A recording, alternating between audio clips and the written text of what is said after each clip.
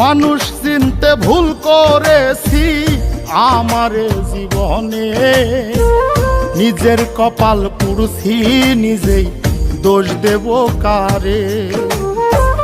তাই তো নিজেই জ্বলছি হাইরে কাউরে বলি না, স্বার্থ ছাড়া একটা মানুষ খুঁজা পাইলাম না। আমি স্বার্থ ছাড়া একটা মানুষ খুঁজা পাইলাম না।